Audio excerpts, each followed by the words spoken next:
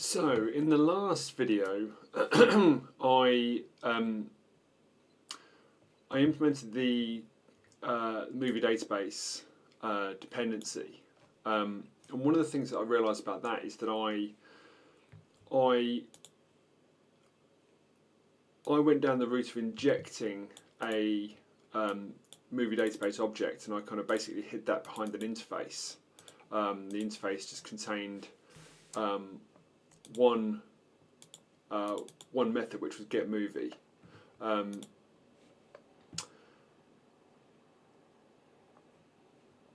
then I used that to retrieve details about the movie, and that was mocked based on my understanding, my research of the movie database API, and how I would retrieve those details.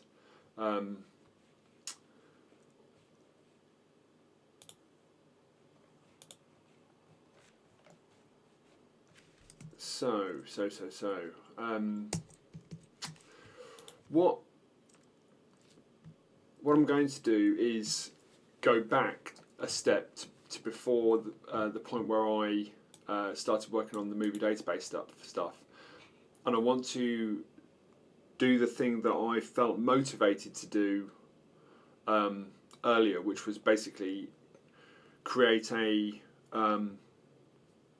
an abstraction point between the express code and the, if you like, the kind of the business logic, and I resisted doing that on the basis that I felt like I was doing it rather than doing it because the test was. I kind of thought I was doing it because the test was pushing me to do it, and if I'm honest, I think I was doing it because that's what felt familiar. It felt like an autopilot thing that I was doing rather than actually letting the test kind of guide me. So I wanted to try and resist that temptation and actually just implement everything effectively in one place, and just see at what point that becomes kind of too difficult. I think I'm going to pause at this point and go back and basically kind of create a little bit of a fork. So I'll have one kind of path that's going down, the doing everything in one place, and one that is doing it the way that feels familiar to me. And I'm going to try and see if I can kind of contrast the two things. One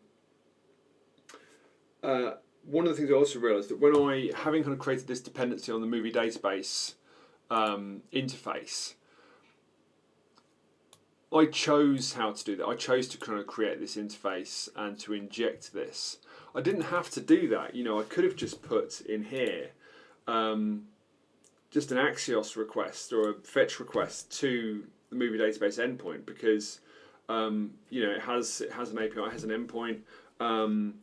I could have made the Axios request and then used a library called, say, library like knock.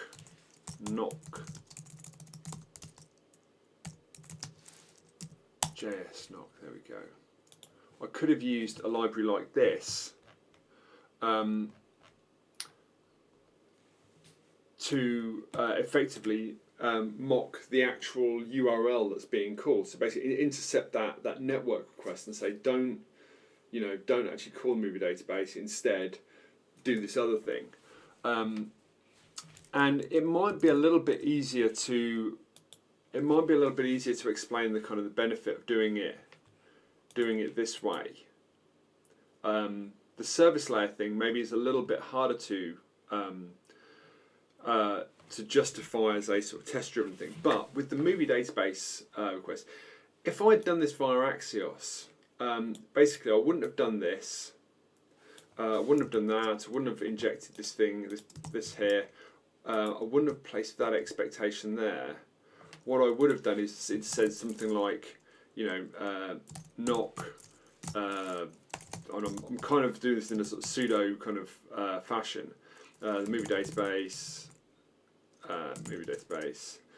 .org/movie or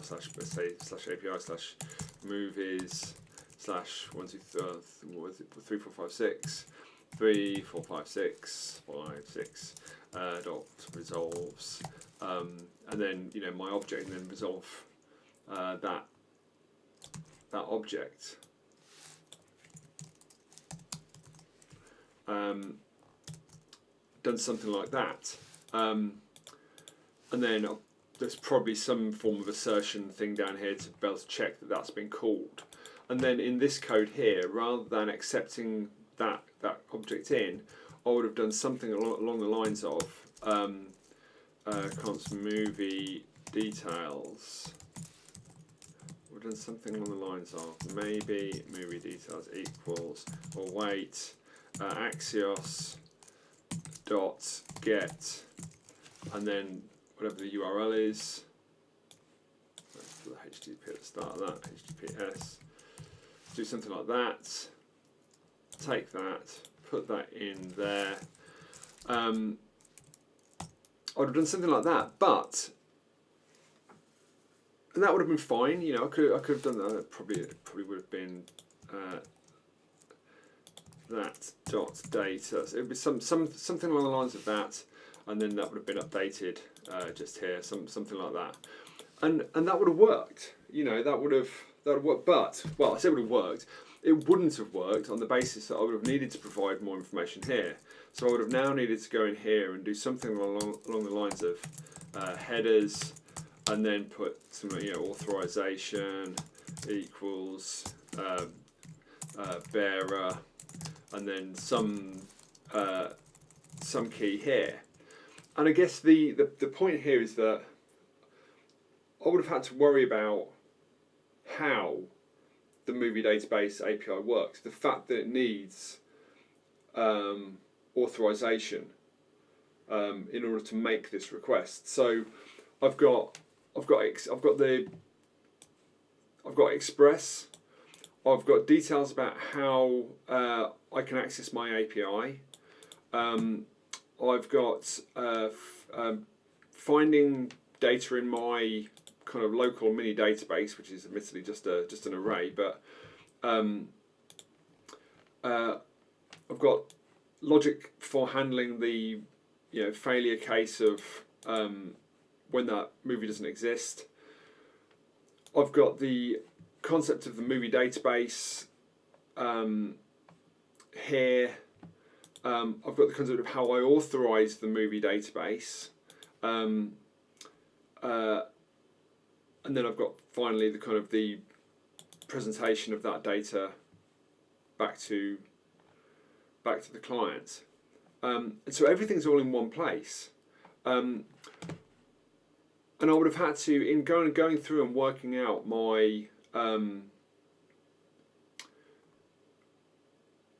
working out the details here, I feel like I would have, for the mocking purposes, I could have mocked this and not worried about the authorization. But I'd still need to do that at some point, because that without the authorization, it might work for the mock here, but it's not going to work. It's not going to work when I come to do the real thing. So I'd need to at some point write a test that again would be about this same code to say we need to worry about authorization. Something about that just kind of feels like everything's all in one place. It's just a little bit awkward. Whereas if I do it this way, I feel like there's clear separation here. There's clear separation between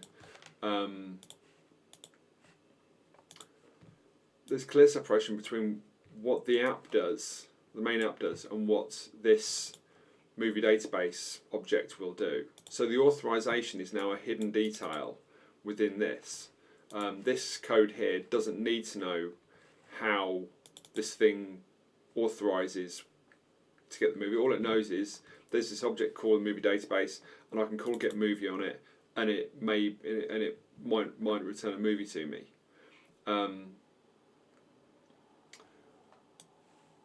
I've still got to deal with the authorization, but I just don't have to deal with it here. It means that when I read this code, we've still got all the Express stuff mixed in with the kind of perhaps the kind of business logic side of it, but we're not having to worry about we're not being distracted by details of third-party service authorization. So I think I still feel like there's an element of me doing that because it's familiar, because it's a pattern that I'm aware of, that I'm used to using. But yeah. Anyway, let's go back. Let's return back to main branch.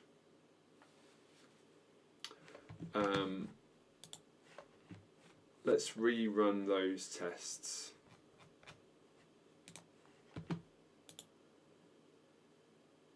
So our tests are all passing. So this is before we started doing the movie database stuff. So I'm going to create a new branch here and call this service abstraction. And what I'd like to do here is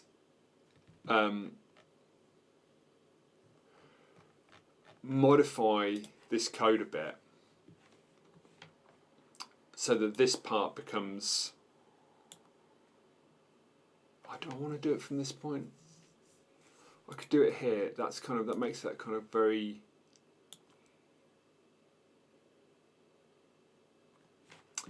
Or should I do it from...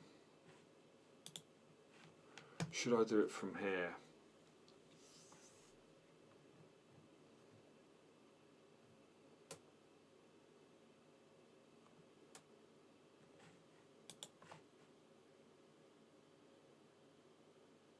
Let's do it from the main branch. Let's do it from from here. So what I'm going to do here, rather than having this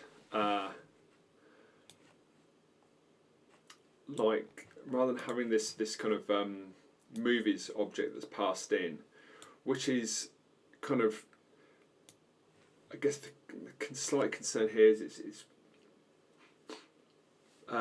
revealing that sort of design decision of the movie database being an array.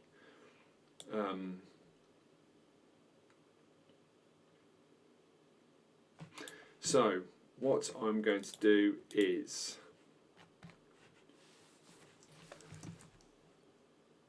let's comment out these tests.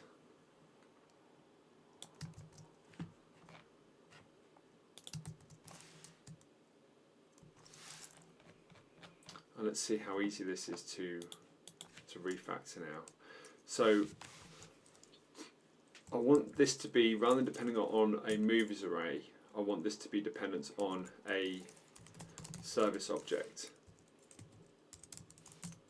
And I want that const service to be an instance of a movie service interface.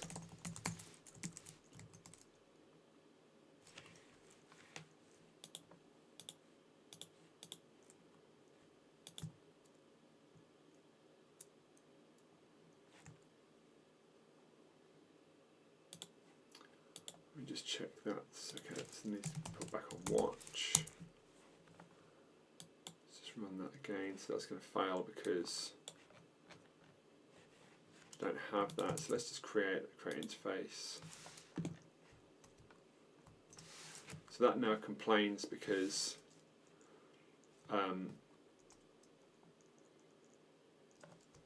that's not doing anything there.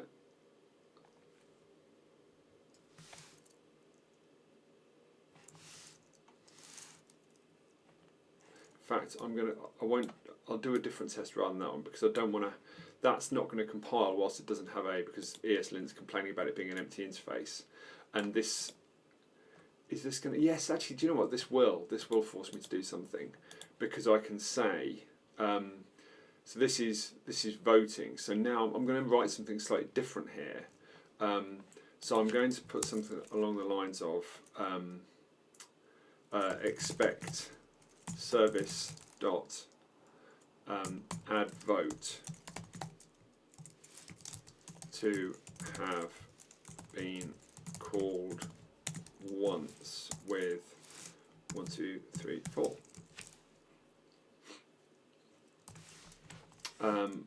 And that will complain because presumably that doesn't exist there, so I can declare that method. That's actually going to now stop that from complaining. This still complains because that's the wrong type there.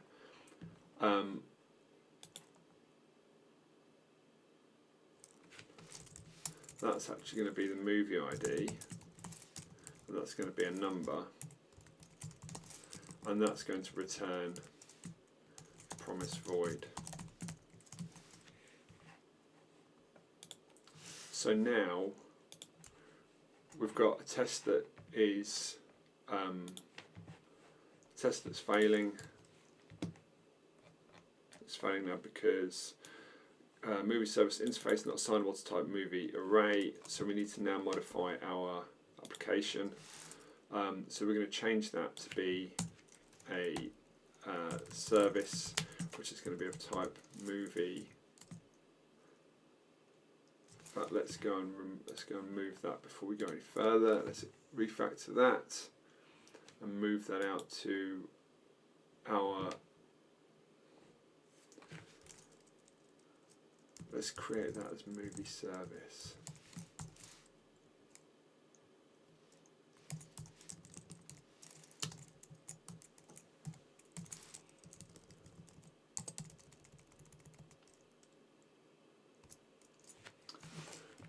Okay, so now we should be able to movie service interface, that will then be imported.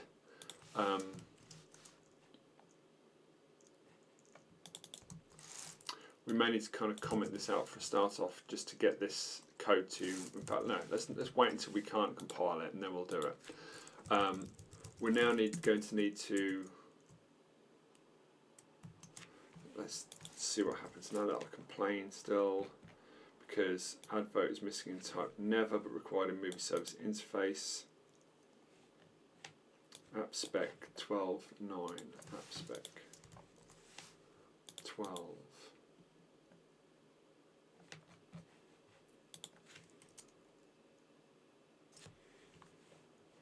That's not, of course, yes, this is still, that was a problem I had earlier that wasn't being called.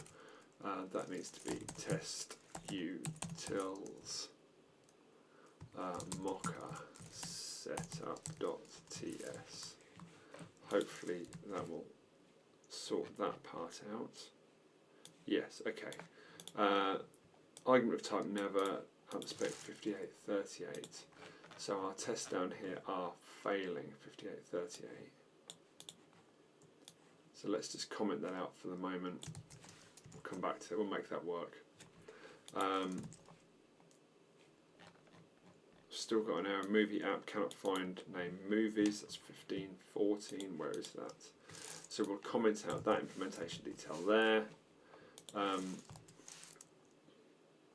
Undefined is not a spy or a call to a spy, fine. So now we can put in here extra detail of service.addVote equals synon.stub.withargs 1, 2, 3, 4 dot resolves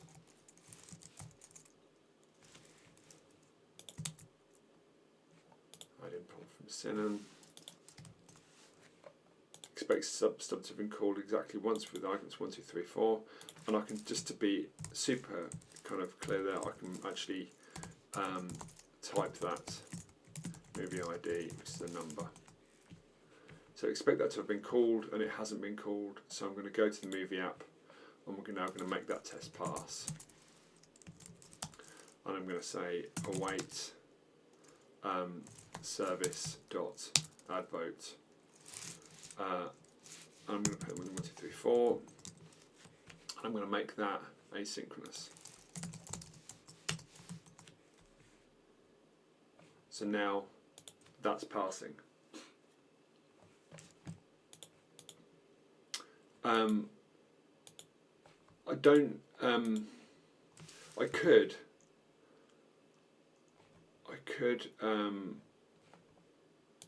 vote for me. Let's put vote for me 1, 2, 3, 4. I could force force the need to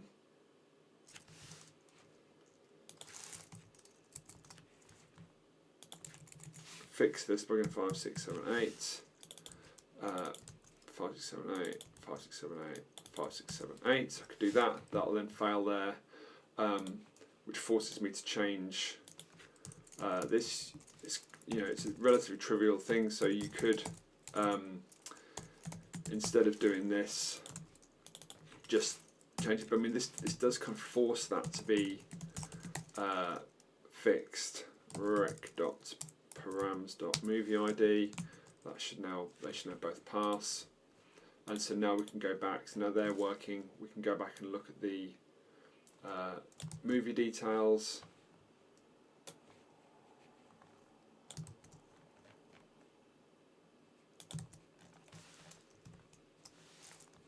That's going to complain now because that doesn't work anymore. So what I can do is I can cut that out of there. I can now say that that's going to rely on a service. Let's create that variable service. We'll make that implement movie service interface. And we will say we expect service dot get movie to have been called once with 1, 2, 3, 4.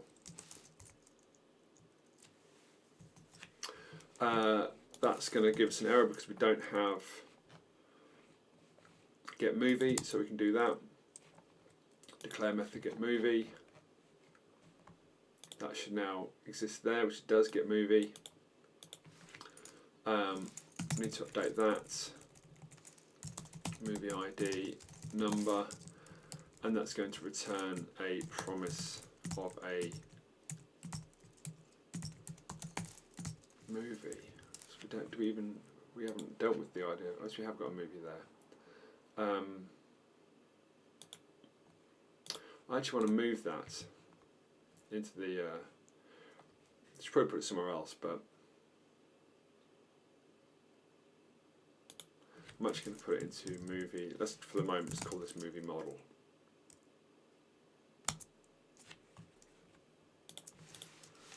So that's wasn't relying on that at this point anyway, but this can now import that from movie model.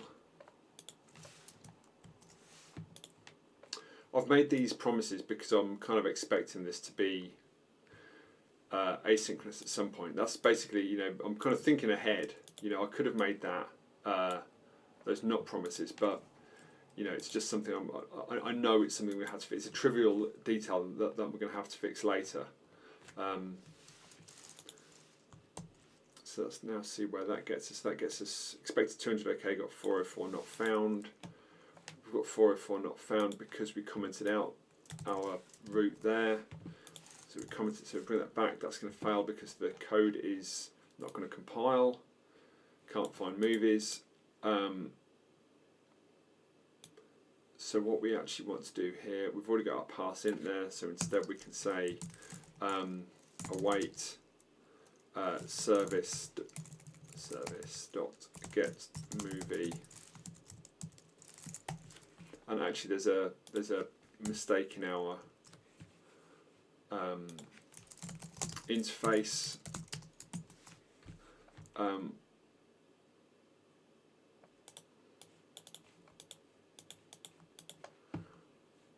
Mistake in our interface is that that actually is going to be a movie or undefined because it might not exist. So we'll just change that there. Should have a test that drives that out, but I'm going to ignore that for just for the moment. That's complaining. I'm going to make sure we've got the implementation detail, so that we've got our our stub here for this. I'm wondering if that's why that's complaining here. So let's just try it. Service dot get movie equals synon.stub, and that's going to be with args 1234 dots resolves, and we're going to add that in. Then we're going to get rid of that array, because we're not going to return the array, we're just returning an object, and now that passes.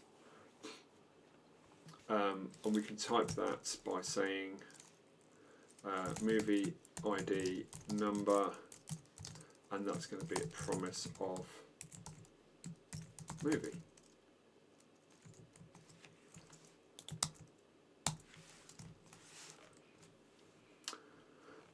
So now we can look at this one. We can make that one work. Also, I just want to split that right and just look at it, so we can contrast now the two tests, which don't look massively kind of different. And in fact, we're missing that. Maybe we didn't have the expectation before, did we? So now we've got this thing here. We can actually sort of see that the sort of service approach is actually slightly more verbose. You know, we can look at the number of lines there.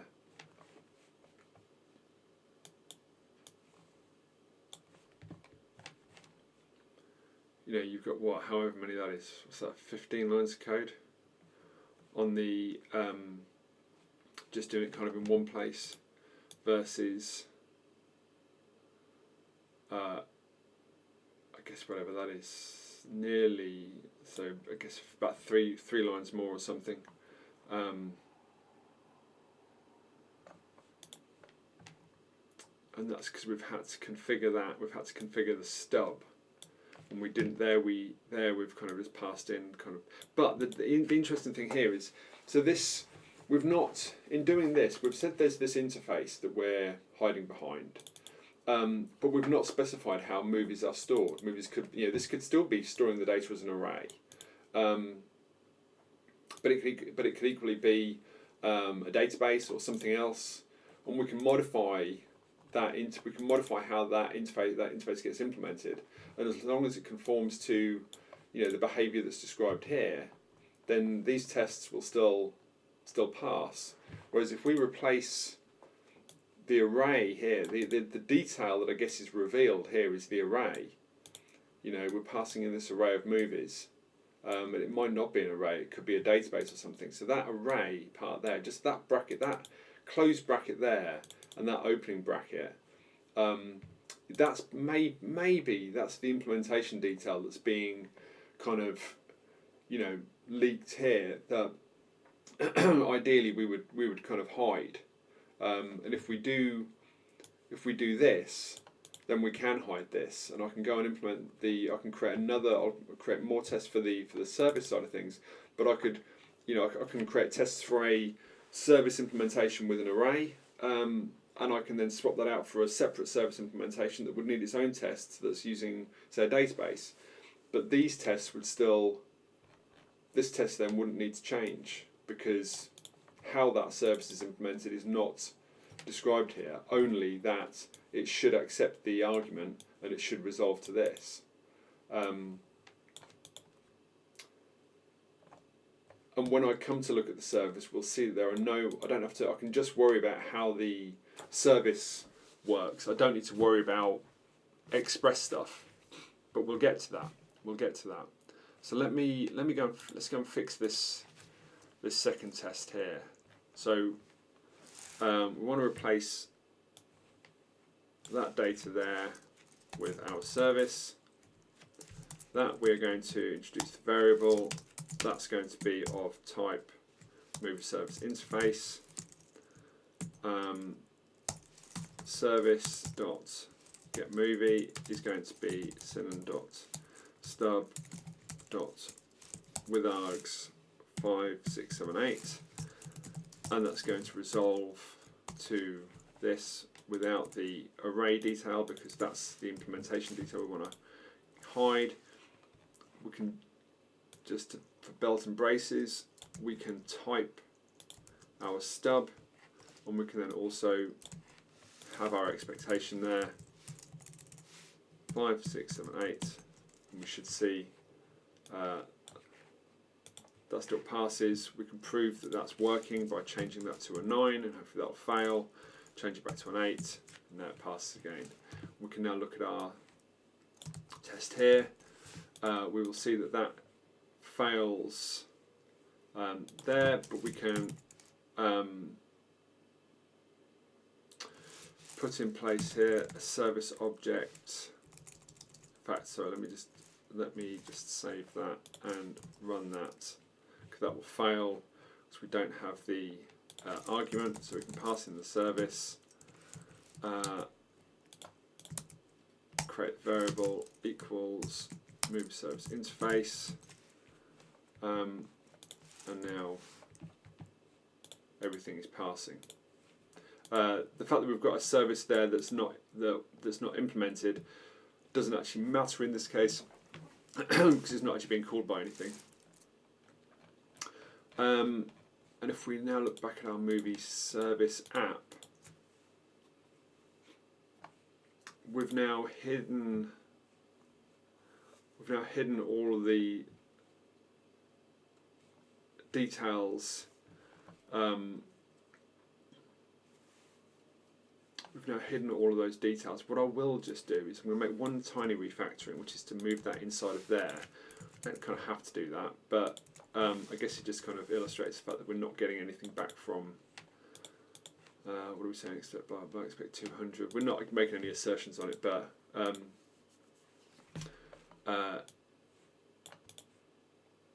yeah. So having done that, it has kind of forced us a little bit to resolve that issue of the ID. We could have done that with the other tests as well, but anyway, that's there. I'm going to commit those changes for the moment. Created service layer abstraction. I'm going to commit that.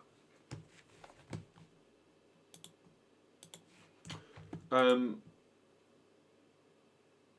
going to stop that there, and then in the next video I'll look at implementing that. We'll look at what that service needs to look like.